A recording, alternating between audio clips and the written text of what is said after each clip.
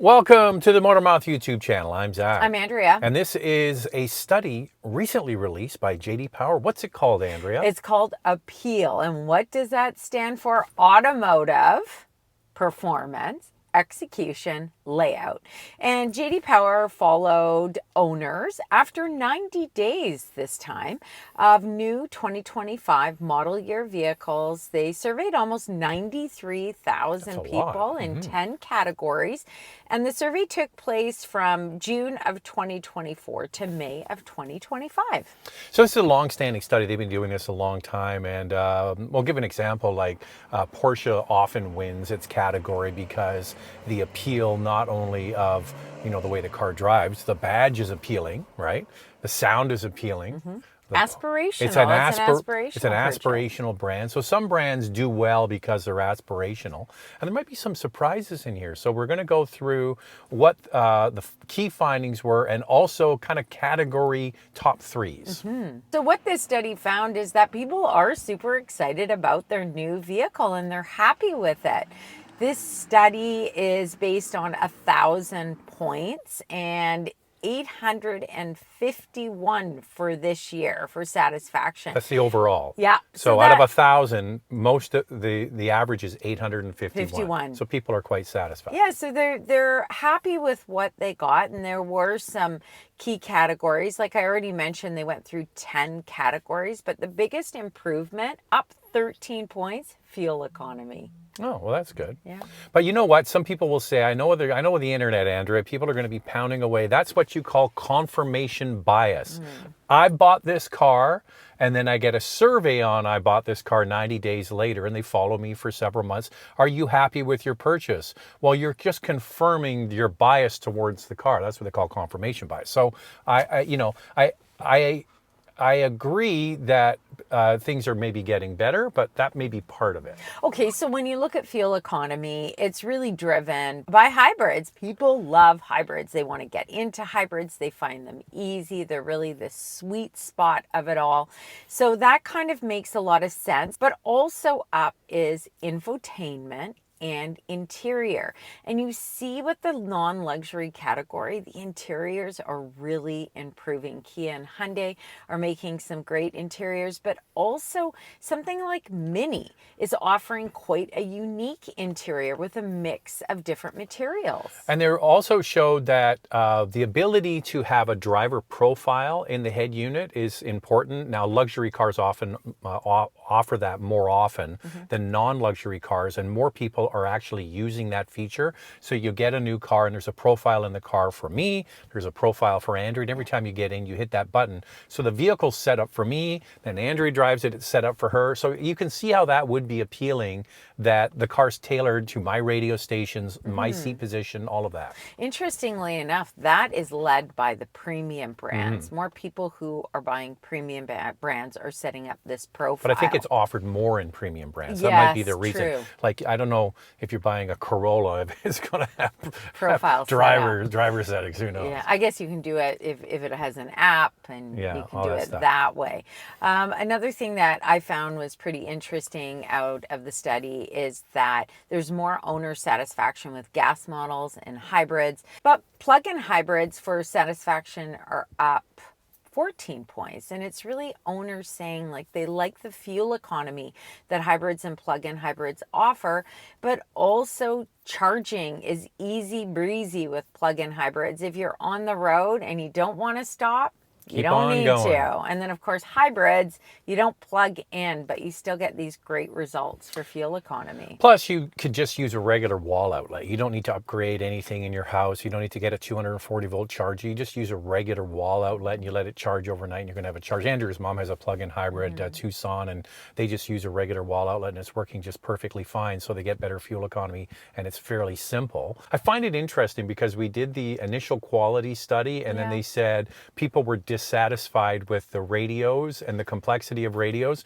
But then in this study, you're saying people are more interested and they're happier with the interior. However, they did go on to say in the study that infotainment is still challenging. Although owner satisfaction is up, people find like the setup and the startup and just navigating these infotainment system units is definitely more challenging and a learning curve. Interestingly enough, electric vehicles, pure electric vehicles, are down 17 points from a year ago. There's less satisfaction with these models. However, in the premium category, owner satisfaction is led by Tesla. Yeah. But Tesla's also, that's another confirmation bias thing, I think, but they do have a great infotainment system and it is quite intuitive. Okay, now we're going to get into all the different categories of vehicles. And in each category, they have third, second, and then the overall winner. And we're going to kick it off with the vehicle that scored the highest of all the vehicles studied, over 90,000 vehicles, as Andrea mentioned. It's the BMW X6. Are you surprised about that? I think I am. Well, it's basically an X5 with a coupe silhouette. And the X5, in our opinion, is fantastic. So I'm not surprised. Really.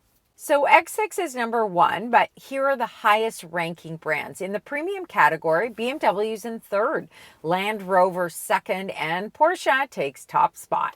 In the mass market category, it's GMC at number 3, Dodge at number 2, and Mini, which is also owned by BMW, at number 1.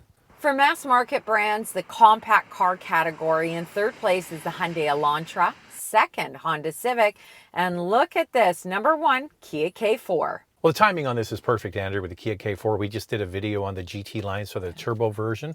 A lot of comments on the old YouTube here that people don't like the styling of it. But the interesting thing is two things. On the study, it's number 1, and it's selling like crazy. So numbers don't lie. No. K4 people like it who have it. do. So in the midsize car category, there's only 2 entries. Number 2 is the Hyundai Sonata. And look at this, another Kia, the K5, number 1. By the way, the K5 is no longer sold in Canada, but still in the US. In the non-luxury category, small SUVs, number 3, Buick Envista, number 2, Hyundai Kona, and number 1, the Mini Countryman. Now, the most competitive market is compact SUV, and number 3 goes to the Mitsubishi Outlander, number 2, the Buick Envision, and number 1, the Nissan Rogue. For mid-size SUVs, number 3, the Jeep Grand Cherokee, number 2, the Mazda CX-70, and number 1, the Nissan Murano. Then we get into mid-size SUVs. At number 2 is the Chevrolet Traverse, and then we have a tie for number 1. My favorite, the Dodge Durango, and then the Hyundai Santa Fe. Dodge Durango, just saying. For large SUVs, General Motors takes the whole podium. In third place, GMC Yukon. Number 2, Chevrolet Suburban. And top spot, Chevrolet Tahoe. Minivans. Are there 3 minivans? Well, wait till you see the number 1. Kia Carnival's number 3. That's a new entry. Toyota Sienna, number 2. And number 1, wait for it, the Volkswagen ID Buzz. Now, I know, because this is the internet, that people are going to have a lot of comments on this. And I kind of would agree with some of the comments that people are going to write. Like, how can brands like Land Rover and Dodge and all be rated so highly in the brand new vehicle like the ID Buzz, which is so expensive, be number 1 in minivans? I kind of believe it's what I thought initially is this confirmation bias. People have paid good money for these cars and they're saying they like them because they chose it. Look, the feedback I get from viewers who own these brands, Land Rover, it's that pleasure, pain. Sure, they may not all be reliable, but they just bring them so much joy. Are they appealing? And they're appealing. Pleasure, yeah. They're appealing. Okay, the Volkswagen ID Buzz is such a unique and special vehicle. It looks cool on the road.